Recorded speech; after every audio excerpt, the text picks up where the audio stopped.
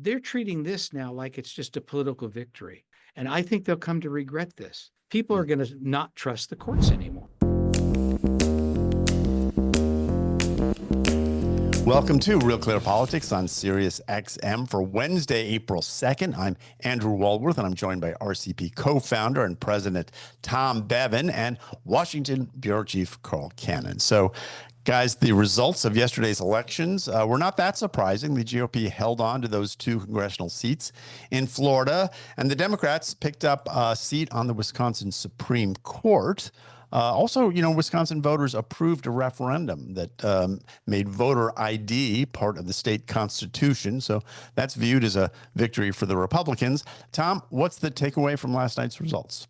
Well, I think the big race, we talked about this yesterday, sort of previewing these races, and the big race was the Wisconsin Supreme Court race, $100 million spent there. Elon Musk directly involved, holding rallies and the like, and it wasn't that close. And Atlas Intel, to their credit, polling, and they were the most accurate pollster in 2024, predicting Trump's victory, also had Crawford winning this by 7 points, which was the most accurate poll in that race. So kudos to them. But again, a lot of money spent, a lot of effort spent. Elon Musk trying to portray this as the most important, election in all of humanity. And Republicans come up well short of what was needed. Same thing in Florida, Republicans holding on to those seats, but by half the margins that they just won them by last November. Democrats are clearly energized. There's no surprise about that. And Republicans are certainly, some Republicans are energized, but again, we talked about this yesterday. Trump brings in during presidential election years, Donald Trump brings in a whole bunch of folks who are not politically engaged. They're not hardcore partisans necessarily, or grassroots activists, and they don't turn out in these special elections. And that's kind of what happened here. And so Republicans get sort of, they get to pad their margins in the House a little bit. Democrats get the moral victory of shaving off half of the margin of victory. But Democrats win the big prize in Wisconsin. Yeah. Well, Carl, that is Tom makes a good point about the Republican margin in Florida. Was in both races was cut basically in half, from about 30% to 15% margin. Still a victory. Not taking anything away from it in those terms, but should Democrats take some solace in the fact that they outperformed even though they lost? I think they should, especially in the Florida race. And I'll tell you why. Those are 30-point plus Trump states. Well, and they won them, comfortably. But makes you wonder, what about or districts? What about in districts Trump won by 5 or 6 points in 2026? How is that going to look? So that's what Democrats are looking at, and they should. I think that is, it's a glass half full message for them. Yeah, they lost the 2 of them, but they were going to lose them. And the polls that showed that thing was very close, those polls were just wrong. But I think this crowing about Wisconsin is misplaced. And I'll tell you why. I think it's a Pyrrhic victory. All of my life, since the 1950s, Democrats have won victories, liberals have won victories in the courts that they wanted, that they thought were important on human rights and civil rights and other issues. The expanding of civil rights to groups that historically didn't have them. They've come to rely on judges and justices on the state and national level to do this. But they're treating this now like it's just a political victory. This woman who won, she's a Democratic Party activist. That's really what she is. Yeah, she serves as a judge, but she was chief of staff to a governor, Democratic governor. She's just a Democrat. And this is liberal judge, conservative judge. This is a Democratic judge, a Democrat who beat a Republican judge. And if that's how this is viewed, and that's how Democrats themselves are saying it, they can't get enough talking about it, that's going to diminish faith that people have in the judiciary. I mentioned this the other day. There was a great line Joseph Stalin said about how many divisions hath the Pope, meaning that moral authority. The Pope doesn't have divisions that he can commit to combat. Judges don't have police forces. They don't have police departments. They don't have marshal service, small service. They rely for the American people, for their orders to be followed. They rely on moral authority, that people see this as an arbiter that's not political. The legislative branch has a fight with the executive branch. Who's right? Okay, the judges will decide what the Constitution holds. They've just thrown that out the window now. They're just saying this is just a third branch of government that just politicizes the other two and is partisan. And so she's going to, and they're saying outright, and she all but says it. I stood up to Elon Musk. I stood up to billionaires. She's treating it as a political campaign. So then my question is, why should anybody on the losing end of a case in Wisconsin feel that anything other happened to them other than the Democratic Party decided what it wanted? And I think they'll come to regret this. And it's been building for a generation. This is not new. This is not the first race that did this, but it's in such stark relief, it's undeniable now. People are going to not trust the courts anymore. Fair point. But what about, since you mentioned him, Elon Musk, Tom, this has sort of been portrayed as a failure for Elon Musk. Is that a fair characterization? Well, look, anytime you put yourself on the line the way that he did, you're setting yourself up to be either, take credit for if you get a success or take the blame if you get the loss. And he injected himself directly into this campaign, as I said, having rallies and really framing this race as almost like an existential type threat to the Republic, and he lost. And so I don't think there's any way that you could sort of spin it otherwise. Does it somehow damage him politically? No, but I think it does show he's become a lightning rod. He's in many ways like Trump. He's a turnout machine, right? Democrats are energized against Trump, but now against him. And to the extent that he inserts himself in some of these different debates and issues and races, it may help Republicans to a certain degree, but it's certainly going to help Democrats as well. And we saw that in Wisconsin yesterday. Yeah. Well, but Carl, he wasn't the only billionaire in the race, right? Well, that's right. Yeah. So there were 9 actually. So including our governor.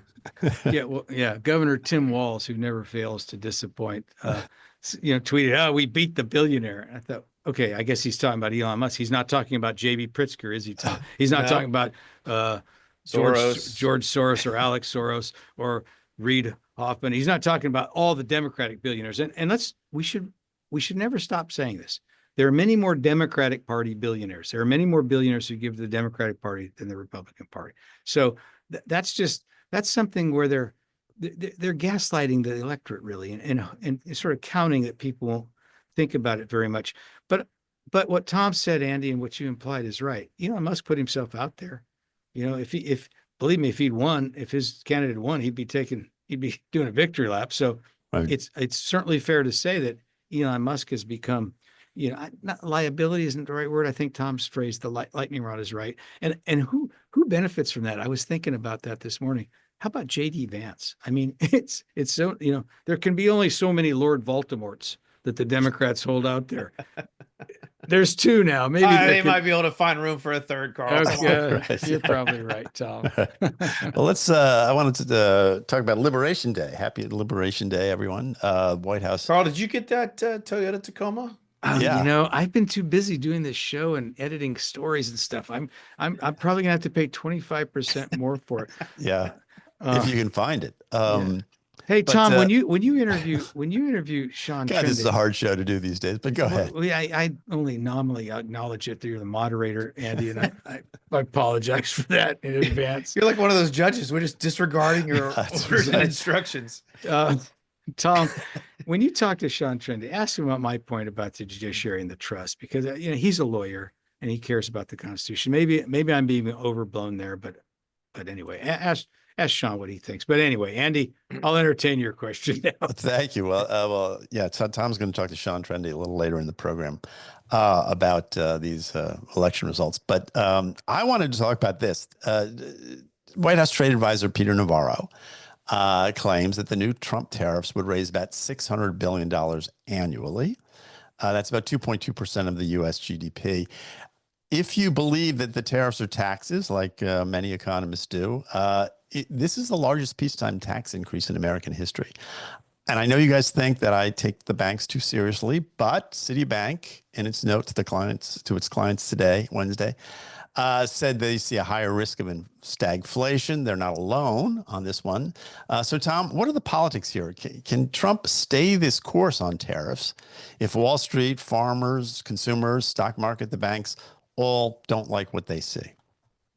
It's going to be interesting because, as you mentioned, Navarro and others within the administration insist that the experts have it wrong on tariffs, and they're not going to cause inflation. They're not going to cause tax increases. What they're going to do is bring jobs back to the United States and force companies, if they want to not be tariffed, to bring those jobs here.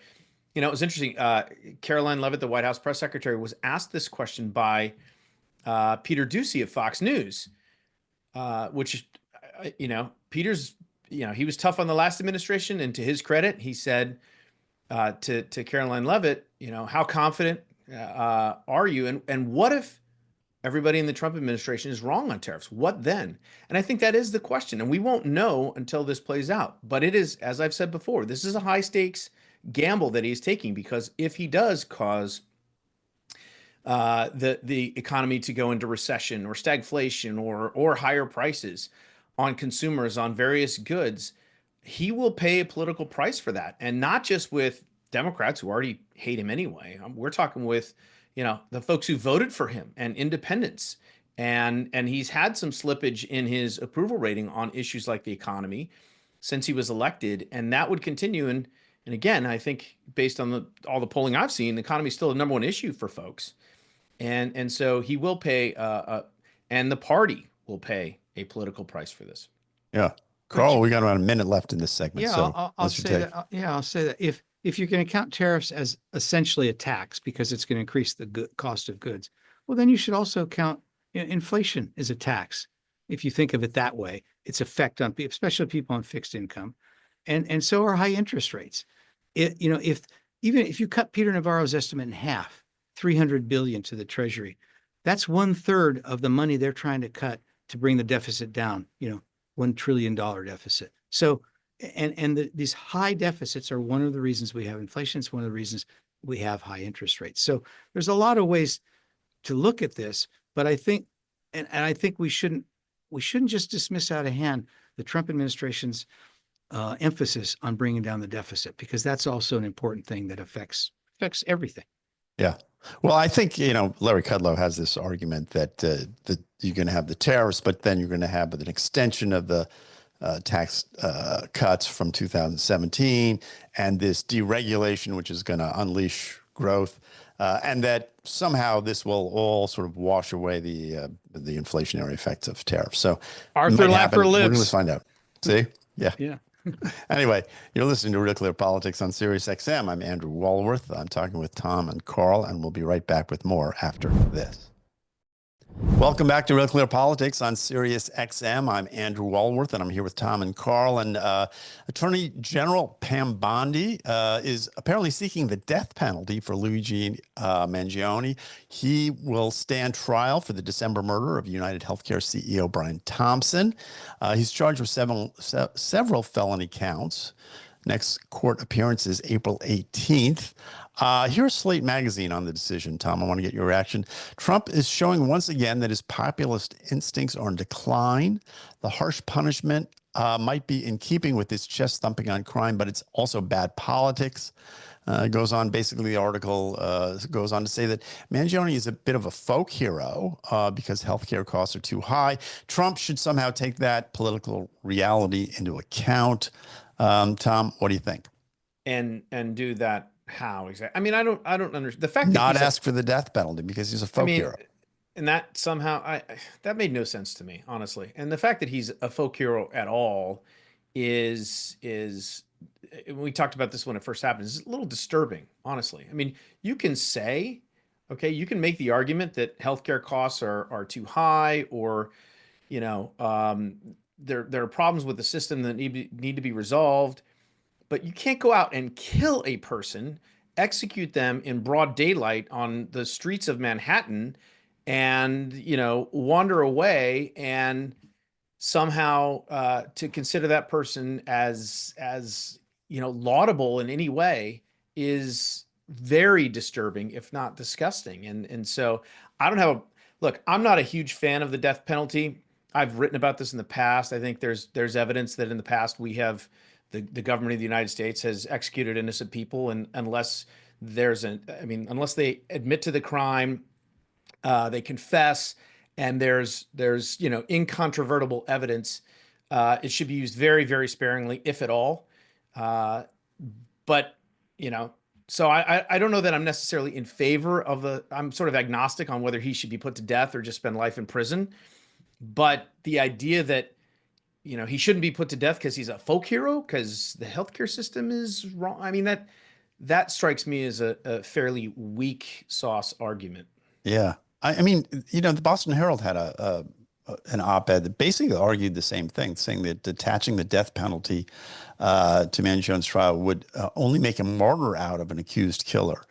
Carl, I mean, I was struck by the same thing I think Tom was talking about, which is that there's a principled argument you can make against the death penalty, and people make that all the time. But to make an argument that you shouldn't should make that determination based on the popularity of the killer seems just bizarre to me. It's a singularly obtuse argument, and it shows these people don't really know what populism is. This guy is not, he's not a hero in the grassroots. He's a hero among disaffected far left Antifa types, anarchists almost, nihilists. This was a premeditated crime. If the defendant, Mangione, is in fact guilty of this crime and is convicted, I don't think he's going to be a martyr, whatever happens to him, any more than Timothy McVeigh was a martyr. Now, Timothy McVeigh killed 140 people, including a bunch of children, but it was the same kind of crime motivated by the same thing. Political violence is a deeply destabilizing thing in a republic, and if the evidence that we've seen so far, the trial hasn't been held yet, he wasn't going to stop there. He was going to kill other people, and I'm on record.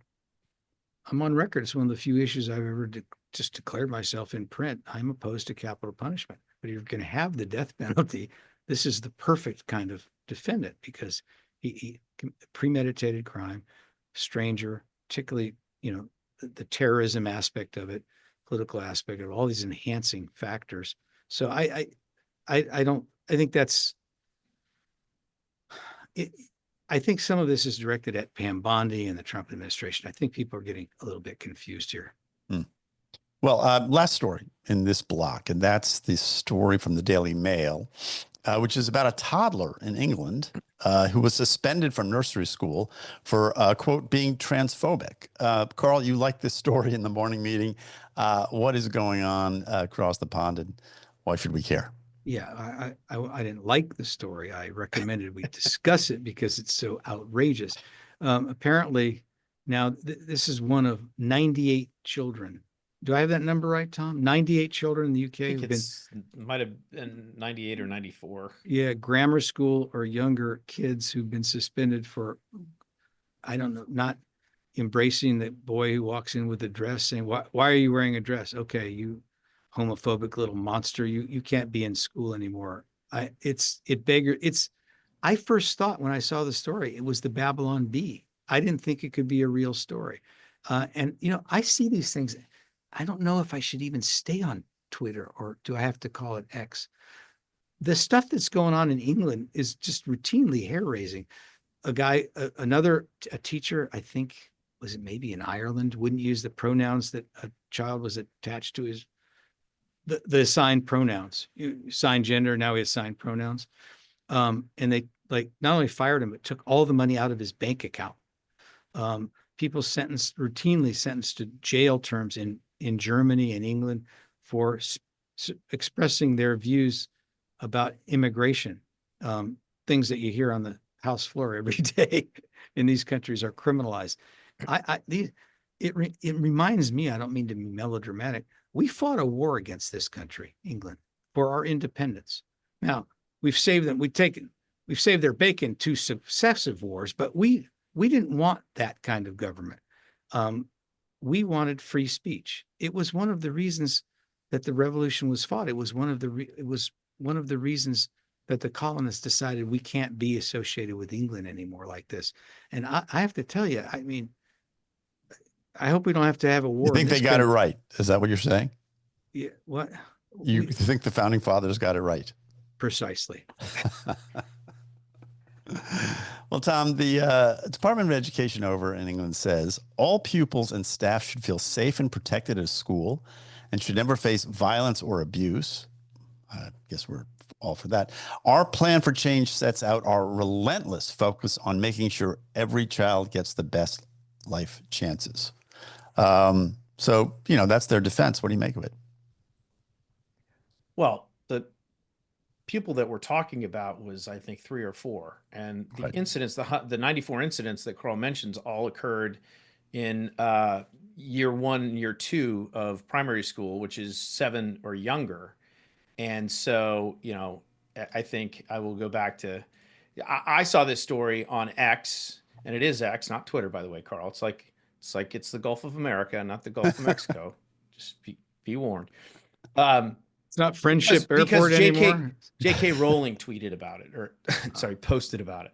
Right. And here's what she said, and she says it better than I could say it.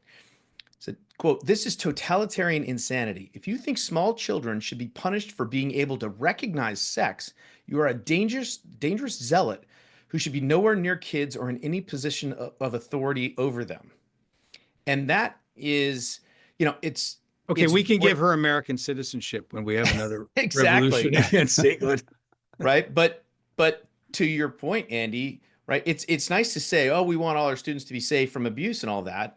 But to impose this kind of ideological sort of dogma on 7-year-olds, 6-year-olds, 5-year-olds, I mean, it's crazy. And that's what's been going on. I mean, we've had this in our schools in America, and here where I live in Evanston, we had our public school teaching kids in 2nd grade. One of their exercises during, LGBTQ week was to rewrite Cinderella with, opposite pronouns. And I mean, it's that kind of stuff that drives people insane, including, by the way, a bunch of sort of, left progressive Democrat normies who find that just a bit too far, especially when you start getting down into those ages, any under 10, 5, 6, 7. I mean, it's just, it's nuts. It's absolutely nuts. Well, the kids' parents, Sally and Nigel Rao, they said that they received this letter from the head teacher who said that kids could be declared transphobic if they showed, quote, an inability to believe a transgender person is actually a real female or male, which struck me as that's the height of insanity right there. I mean, if you're saying not only do you have to use these pronouns, but you have to believe something that a 5-year-old girl is really a boy, or vice versa. And if you don't believe that, if you even express any doubt or skepticism, it's abuse and violence. That's not education. It's indoctrination, and it's indoctrination in a very sketchy and questionable dogma. We're going to have to leave it there, guys. You're listening to Real Clear Politics on Sirius XM. I'm Andrew Walworth. I'm here with Tom and Carl, but don't go away because Tom's going to come back. He's going to talk to Sean Trende, and then later in the program, Carl's going to talk to Dane Strother. So don't go away. We'll be back after this. Welcome back to Real Clear Politics on Sirius XM. I'm Tom Bevan, co-founder and president of RCP, joined now by Sean Trende. He's our senior elections analyst, and we are here to talk about the elections last night. Sean, good to have you, as always. Great to be back. All right, so a couple of House races in Florida. Republicans won them by not by as much as they won them just a few months ago during the 2024 election. And, the race in Wisconsin, Supreme Court race, wasn't that close, honestly. Some of the polls had it kind of close, and there was $100 million spent there. So let's start with Florida. What's your read on this? Are Democrats right to feel good about what happened there last night, even though they didn't win either of those seats?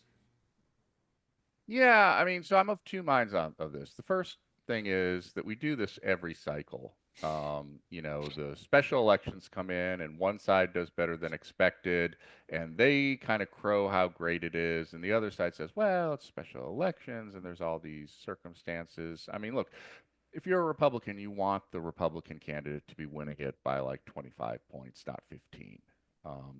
Especially Matt Gaetz's district, like the Democrat carried Escambia County, which never happens.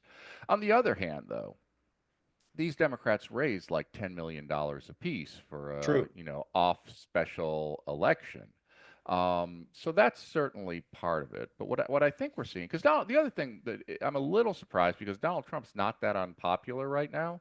Um, but there's this narrative that I think there's a lot of truth to that with Republicans kind of trading away working class voters for upper middle class voters, they now have some turnout problems um, in these special elections.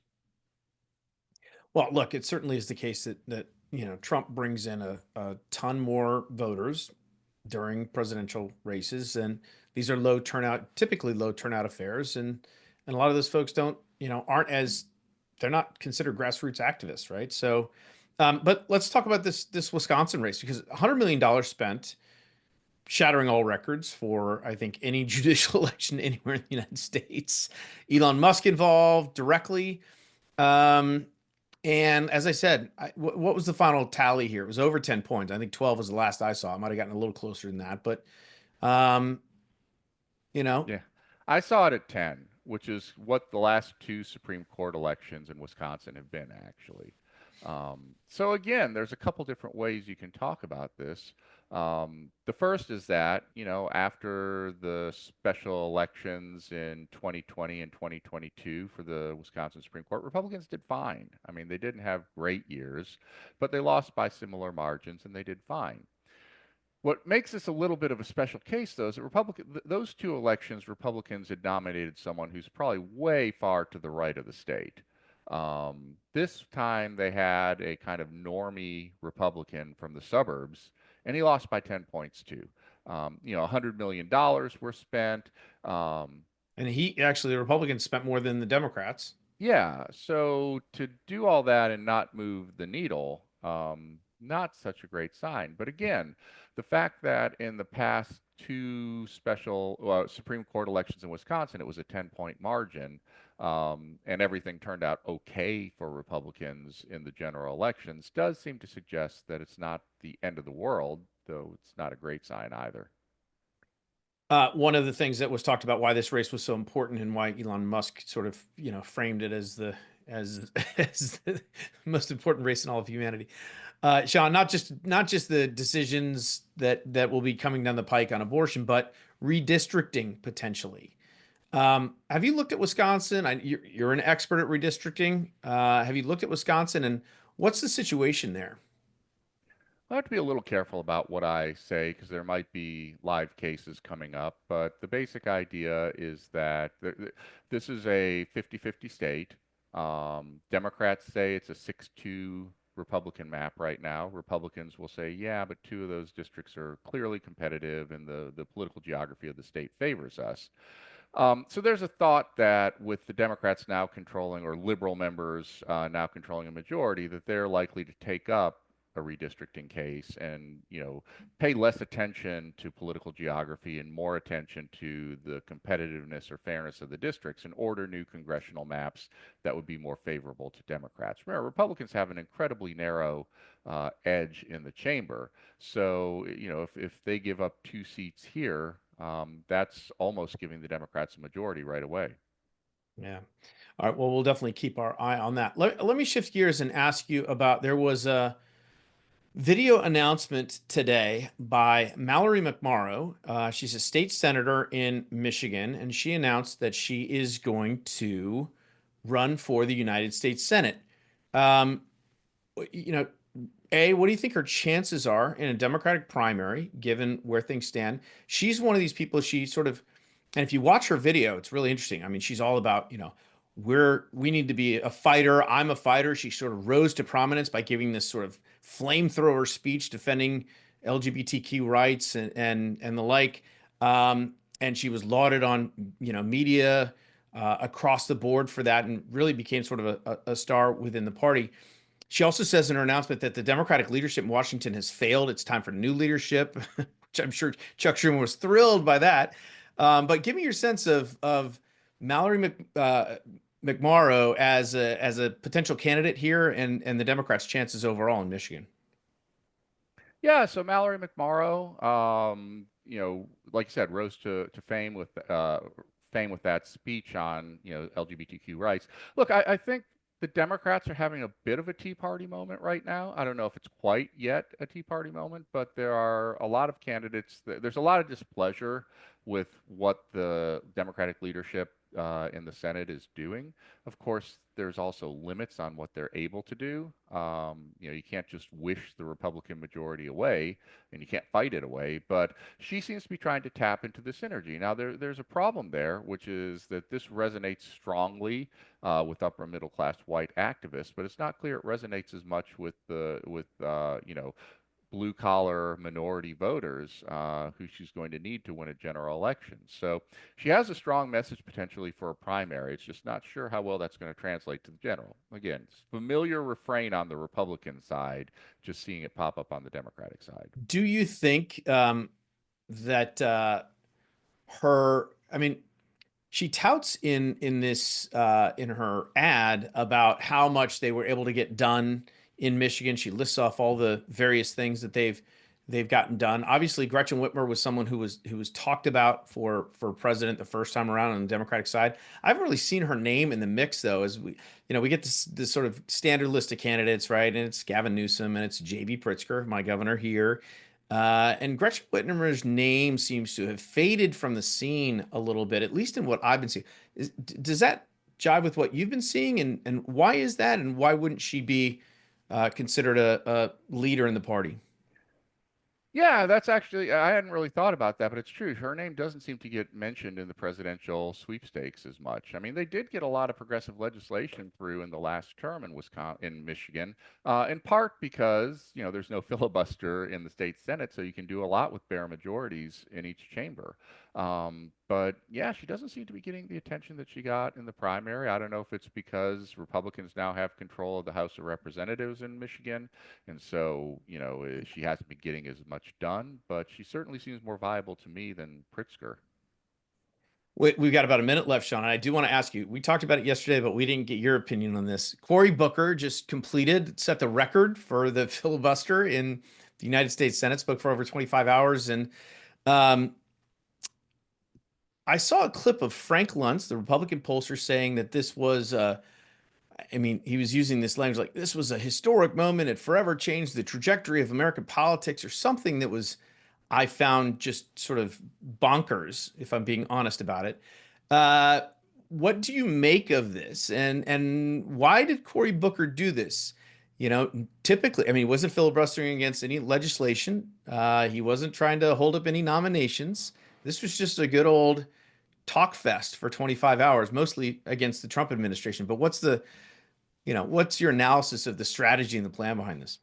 Again, I think he was trying to I think that speech was mostly about Cory Booker and probably Cory Booker 28. He's trying to tap into that, like, why aren't we fighting enough moment, or that the Democrats are having. It is a right common now. refrain. Yeah. So I think that I don't even know what to say on that, because I don't see it as a historic moment, except to the extent that it seems to show that politicians are actually trying to tap into this energy, suggesting it's really there on the Democratic side, their own mini Tea Party moment. Yeah. No, we'll see. He's an ambitious guy. He already ran for president once. I suspect he's going to try and do it again. But and in this environment, why not? I suspect the Democratic field in 2028 is going to be massive. I remember last time we had 2 full debate stages. We had to go consecutive nights because there were just too many candidates. I think it's going to be at least that this time around. You disagree? No, there's even less of a clear party leader than there was that time. That time you had a former vice president who had the establishment backing, but the Democrats are as fractured as they've ever been. Especially if Kamala Harris doesn't run, it's going to be an absolute free for all. Yeah, and the barrier to entry now is just so low. Anybody can get in and and theoretically make a name, as many of them, including Pete Buttigieg, have done over time. All right, we got to leave there. Sean Trende, Senior Elections Analyst for Real Clear Politics. Sean, thanks for your time, as always. Thank you. All right, going to take another quick break, and we'll be back with more Real Clear Politics on SiriusXM right after this. Welcome back to the show. I'm Carl Cannon, Washington Bureau Chief of Real Clear Politics. Talking now with Dane Strother, savvy political consultant, a Democrat, one of the smartest Democrats I know, actually, and a friend of the show and a friend of mine. Thanks for being here, Dane. Thanks for having me, Carl, and you're a friend of mine as well. This is a So- Mr. Rogers moment. So, Liberation Day, what is it? Are Democrats going to recover from Donald Trump proclaiming a brand new holiday? It won't last long. So I talked yesterday on the show with Maria Cardona about the Democrats, and I don't ever remember in my lifetime the Democratic brand being tarnished is not the right word, because I wouldn't use that word, but not in the respect or esteem among the critical mass of people that you want to win national elections. So, and we're trying to figure out what the Democrats' message is, who its leaders are. Maria's view was that, if we just keep talking about the economy and that Donald Trump's not delivering on the economy, I get that point, and especially by next year's midterms, that may be salient, but I still think there's a structural issue here and sort of deeper issues. And I want to talk to you about that, about where the Democratic Party went wrong and how you get back on the rails. Where the Democratic Party went wrong is every time we shrink left, and we're shrinking left again. I could tell you if the Democrats have control of the House Representatives Congress, simply by the number of blue dog Democrats that are in the Congress, in the caucus, right? The hard left doesn't want moderates. They don't want center right Democrats. They don't want to allow me, quite honestly, into the tent. In 2018, the blue dog caucus grew from 18 to 24 members, 33% jump. We took back the House for the first time since 2011. Today, there are 10 blue dog members. And let me be clear that the same people who brought us defund the police, what bathrooms to use, what identifying pronouns, biological men and women in sports, now want to fully take over the Democratic brand. And indeed they have, and it hasn't gone so well. Look, we're suicidally empathetic. And repeatedly, Democrats choose to make a point rather than make a difference. And until that's changed, we're in the desert. I wonder how it happens that a person like Jasmine Crockett, who's been in Congress for less than 3 years, suddenly she's on all the cable stations and she's doing things like criticizing Byron Donalds for the race of his wife, criticizing the governor of Texas for being in a wheelchair, which is not something, it's not by choice. A little tasty, yeah. Yeah, but I see these people on these shows, and AOC, Alexandria Ocasio-Cortez, is a little different story. She built a following, she built a brand. She's not someone you can easily ignore. But when these cable people elevate people like Representative Crockett or other people like that, it seems to me they're sabotaging the Democratic Party. What's going on there, and why is it that someone's just allowed to make themselves the spokesperson of the party? Why doesn't Hakeem Jeffries step in and say to her, no, you got to? We're never going back to the days of Sam Rayburn, Dane, but how about, you got to learn a little bit. You got to learn how to know what you're going to say before you start talking if you want to be on television. You can't be doing this. I'll be the spokesman of the party. I guess Washington doesn't work that way anymore, but how does it happen that these people just come out of nowhere and then they're the representative of the party? So Speaker Pelosi seemingly reined in AOC at some level, right? While she's had that power. AOC's former chief of staff is now running against Pelosi in San Francisco, right? Now, this is a larger play than that. This is a play to take out Pelosi's daughter, who's clearly going to run for the seat. Yeah. And it's a power play within the party, and we're fighting each other rather than fighting Republicans, and we keep shrinking. Look, last night was a pretty good night for Democrats, and the hard left's going to say, look, what we're doing works. But it's simply not the case because we don't have any power. Beyond that, Carl, very quickly, the bigger problem, as big a problem the Democrats have, is we don't have a megaphone. We've got Schumer speaking on the Senate floor. They've got X, formerly Twitter. They've got Truth. They got Trump, who dominates every minute of the news cycle because he needs the attention because his daddy hated him. And we don't have any way to push our message. Well, I'd like to push back on that point a little bit. What, the message of Trump's daddy hating him? No. What a conservative would say is that you've got the New York Times and the LA Times and the Washington Post. You've got CBS, NBC. I turn on these late night comics, and they're not making jokes. They're just attacking Republicans. Seth Meyers and these other people. You got Hollywood. So I don't know that it's the megaphone or the microphone that's lacking the Democrats. I think it may be what you talked about first is the messaging is wrong and the priorities are wrong. This is a party that in my lifetime and your father's lifetime, and your dad was a great man and a great friend of mine. The Democrats still stood for the working man, working class people, and what comes out of this this identity politics thing, this elitist thing, the bicoastal thing is kind of contempt for the working person. And how do the Democrats get back to their own roots as a party and address this? Wow. We have what, 2 hours? Give it your best shot, pal. Look, I don't disagree, and I've been mulling this around lately myself. Is that look? My grandfather had both my grandfathers had fourth grade educations, right? And were hardcore Democrats.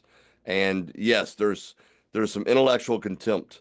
There's no question from the coast over the flyover states, right? The flyover states. That's a contempt in itself. I think Democrats basically just need to. We need to come off the cultural cues and issues that Republicans throw out as bait, and we take every single time. So, look, they're talking about cutting Medicaid. We've cut 10,000 scientists from HHS, et cetera, not HHS, from the health departments. And I mean, it's gonna play out in an ugly way, and we've got to be there to reap the benefits. But we've got to come off this cultural stuff. We're suicidally empathetic. Democrats are suicidally empathetic. We'd rather stand up for 150 transgender kids, and God bless them, than have a vote to stop Trump. And that this is where we are. It's the blue dogs. We must be more moderate. The problem with that is that the moderates tend to come from swing districts in both parties. There's, when I've said this before on the show, you weren't there, Dane, but when I was covering the House as a young reporter, Leon Panetta was one of the guys I covered. I was from California. He was from Northern California district, well, Central California. And there was some bill that was going to pass. And I asked Leon, I said, Leon, is this thing going to pass? And I don't remember what it was. That's not important. But, and he said, well, Carl, I don't know if the center can hold anymore in this town. And by center, he meant members of the House who would vote either their districts or their consciences and not the party leadership. And I said, well, how many people we talk about, Leon? He said, oh, Carl, it's terrible. It's not more than 150 people. 150. I mean, how many is it now? 30? Tops. Two dozen? Yeah. And Yeah, what tops. happens is in these swing districts, Tom delayed this in Texas, because you remember that election. They denuded Texas of white Democrats. Karl Rove and DeLay set their sights on all these people, Charlie Stenholm and all these kind of guys who would vote centrist people, really conservative Democrats, and God knows the Republicans, even before Trump, have done this to liberal Republican is now an oxymoron. So what you're left with is these two parties. Neither one of them really represent, I don't know, a plurality of Americans, 40 or 50% of us who are somewhere in the middle. And that's a structural problem. And it seems to me that if you're going to address that, I ran this by Maria Condona. She wouldn't take the bait, but you need a leader. You need it. Our politics are so personal. You need a nominee or a president who embodies what you're talking about. And in that spirit, I'm not asking you to predict the next Democratic Party nominee, but who are four or five, six people who could do what you're talking about and bring the Democratic Party where it needs to be, more in the middle, more moderate, less interested in these cultural, red meat issues, and more interested in economic issues and in reaching Americans who don't necessarily agree with them on everything. Who are the people who could do that? So before I go there, and then I will. Ranked choice voting. That ranked choice voting is the way to end the extremes on both sides, right? But that's a much longer discussion. Yeah. Well, you know what? I'll have you back on. We'll talk about ranked choice voting because I'm a fan. But go. Yeah, I am too. It's the way to go. All right. So to answer your question, Gretchen Whitmer, Gavin Newsom. Gavin's doing something interesting now. Gavin is underestimated, man. He these podcast shows he's doing with the far right. I don't think he's being as aggressive as he should be, but he's being smart, and he's showing that we can all sit down and talk, and that's ultimately what America wants. So I agree we that. have What a about, bit, and what about Whitmer? same thing. Okay. She's a centrist, left leaning, but centrist Democrat, right? And very attractive from a great part of the country, et cetera, et cetera. We have a bench. We have a bench. We just have to get the crazies off TV. What about Governor of Kentucky? What do you know about him? Bashir, Yeah. I know a lot about Bashir. Is he Bashir's fabulous. It's is just he a guy who Kentucky's could not. is he a guy who could do something like that? Yeah, but it's not a state you grow from, Kentucky, right? Now we said that about Carter with Georgia, admittedly, but uh, you need a Michigan, you need a California.